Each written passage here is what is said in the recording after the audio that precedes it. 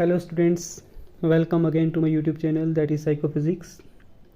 Students, पिछली video में हमने डिस्कस किया था मोशन के बारे में और उसकी हमने कुछ टाइप्स पढ़ी थी, as per direction, as per state. इस वीडियो में हम डिस्कस करेंगे कुछ और टाइप्स मोशन की, some basic types of motion, और उसके रिलेटेड हम आपको बताएंगे। तो विदाउट वेस्टिंग एनी टाइम आइए शुरू करते हैं।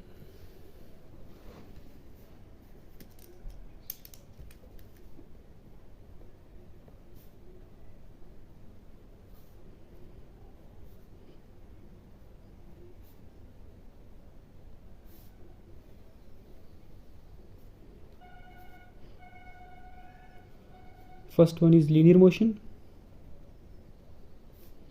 second one is circular motion, third one is rotatory motion, and fourth one is oscillatory motion.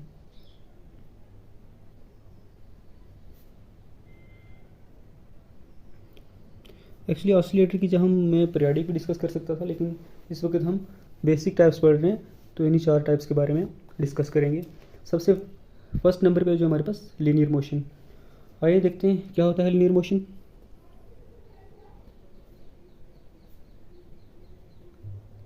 Linear motion,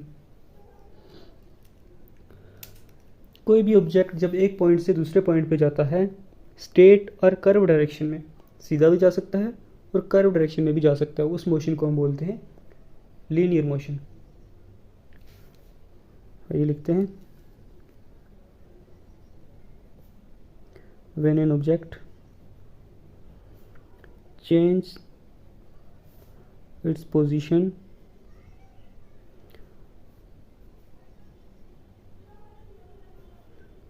from one point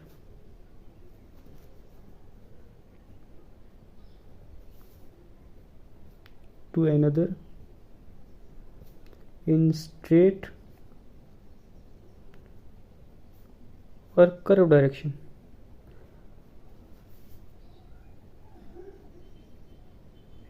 कोई भी ऑब्जेक्ट जब अपनी पोजीशन को चेंज करता है from one point two another, यानी एक जगह से दूसरी जगह पे, एक पॉइंट से दूसरे पॉइंट पे, इन स्ट्रेट में और इन कर्व डायरेक्शन, स्ट्रेट डायरेक्शन में भी जा सकता है और कर्व डायरेक्शन में भी जा सकता है, ऐसे मोशन को हम बोलते हैं linear motion.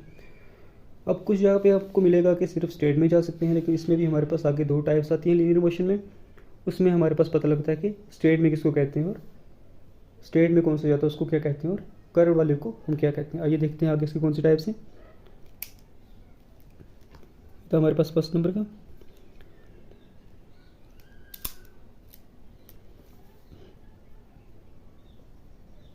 There are 2 types of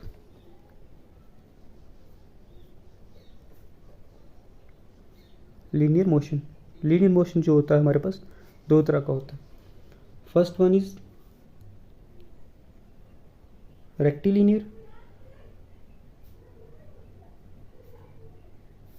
and second one is curvilinear motion.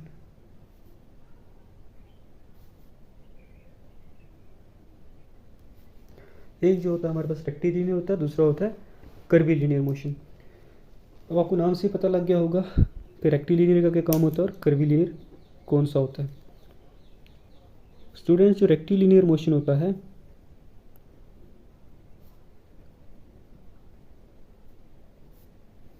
उसमें जो ऑब्जेक्ट होता है वो स्ट्रेट लाइन में ट्रेवल करता है।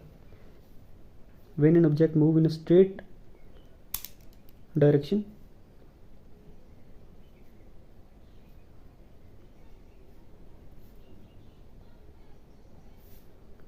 in straight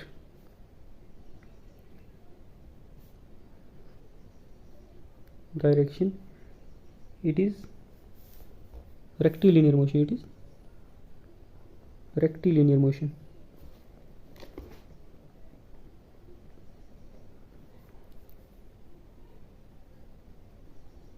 जब ऑब्जेक्ट स्ट्रेट लाइन में ट्रैवल करता है तो उसे हम रेक्टिलिनियर मोशन बोलते हैं। और कर्वीलिनियर में हमारे पास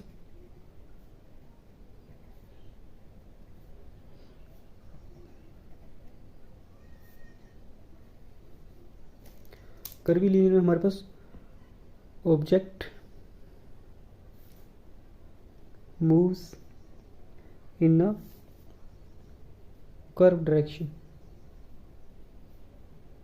जो ऑब्जेक्ट होता है वो कर्व डायरेक्शन में मूव करता है। ये हमारे पास है दो लीनियर टाइप्स की, लीनियर मोशन की दो टाइप्स, एक रेक्टिलिनियर और एक कर्वीलिनियर। नेक्स्ट वन है हमारे पास circular motion.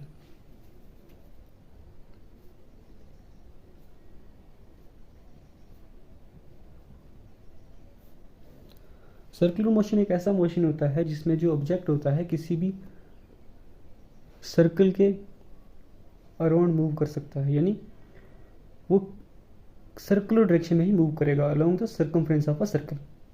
When an object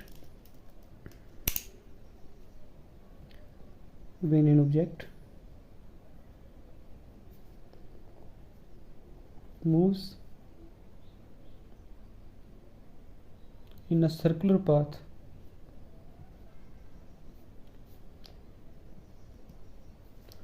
along the circumference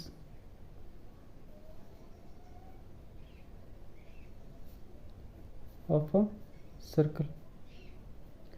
कोई भी ऑब्जेक्ट जब मूव करेगा सर्कुलर पाथ में, यानी अगर हमारे पास कोई ऑब्जेक्ट है, मान लेते हैं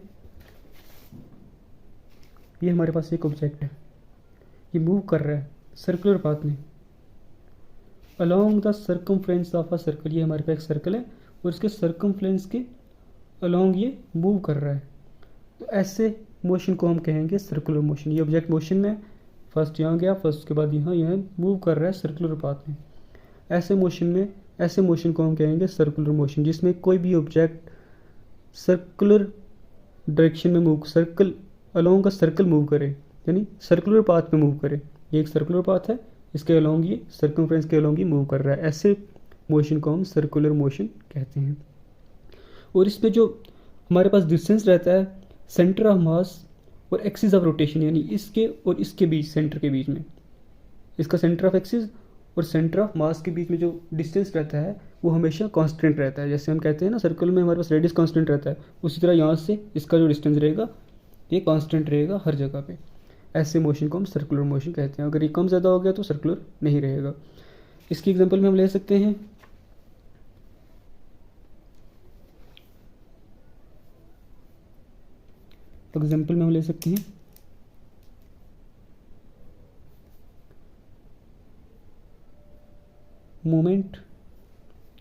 movement of earth around sun के इर्द गिर्द, सूरज के इर्द गिर्द जो मूवमेंट होती है अर्थ की, उसको हम कह सकते हैं वो सर्कुलर मोशन है। ये था हमारे पास सर्कुलर मोशन। उसके बाद हम चलते हैं नेक्स्ट रोटेशनल मोशन में।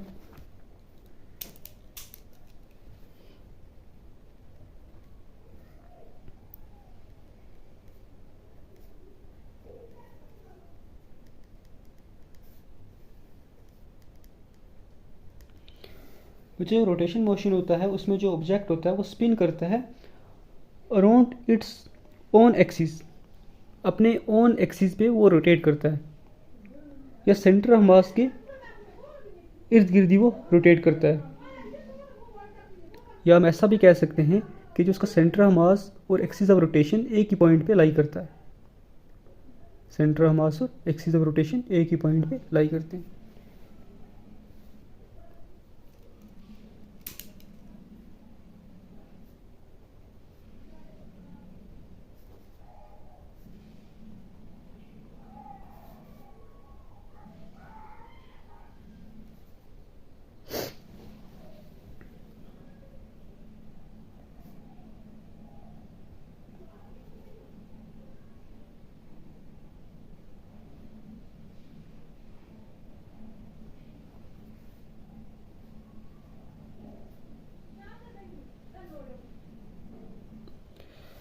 इन rotation motion object spins around itself on its own axis. Rotational motion में ऐसा होता है कि जो ऑब्जेक्ट होता है वो स्पिन करता है अपने ही एक्सिस के ऊपर, रोटेट करता है अपने ही एक्सिस के ऊपर। मान लेते हैं कि जैसे हमारे पास एग्जांपल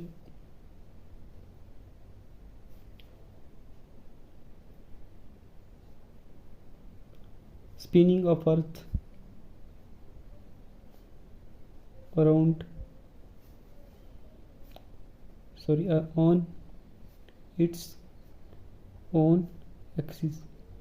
जैसे जो स्पिनिंग ऑफ अर्थ होती है, रोटेशन ऑफ अर्थ होती है, ऑन इट्स ओन एक्सिस, अपने ही एक्सिस पे जो रोटेट करती है उसको हम बोलते हैं स्पिनिंग, उसको हम बोलेंगे rotation motion.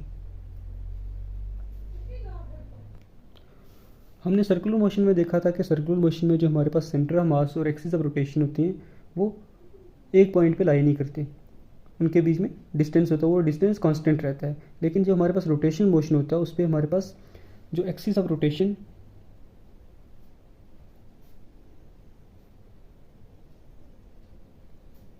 And centre of mass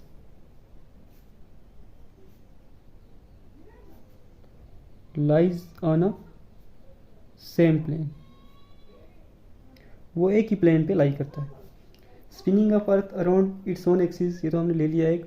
और rotation of the wings of fans, जैसे हमारे पास जो पंखे के पर होते हैं ना वो रोटेट करते हैं ना, उसको भी हम कहेंगे क्या, रोटेशनल मोशन में हो।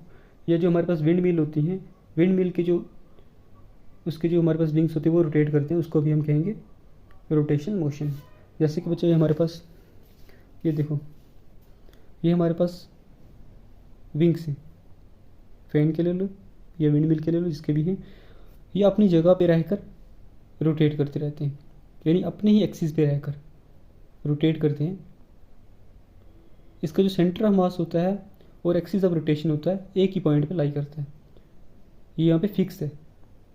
इसका सेंटर ऑफ मास और एक्सिस ऑफ रोटेशन क्या फिक्स है।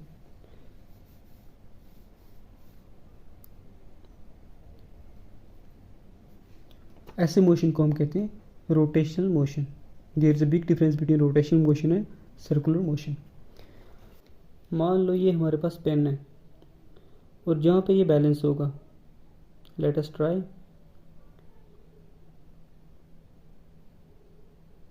ये पेन यहाँ पे बैलेंस हो गया, ये इसका सेंटर ऑफ मास है और इसी मास के अराउंड ये सेंटर ऑफ एक्सिस के अराउंड ये रोटेट करना शुरू हो जाएगा। अपनी जगह से हिलेगा नहीं, इसी जगह से रोटेट करना शुरू हो जाएगा। ऐसे मोशन को हम बोलेंगे रोटेशनल मोशन। अच्छा, फोर्थ नंबर पे है हमारे पास oscillatory motion.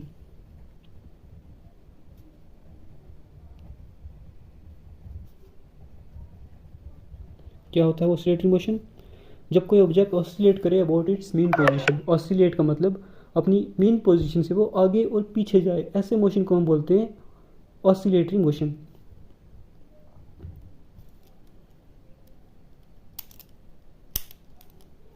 When an object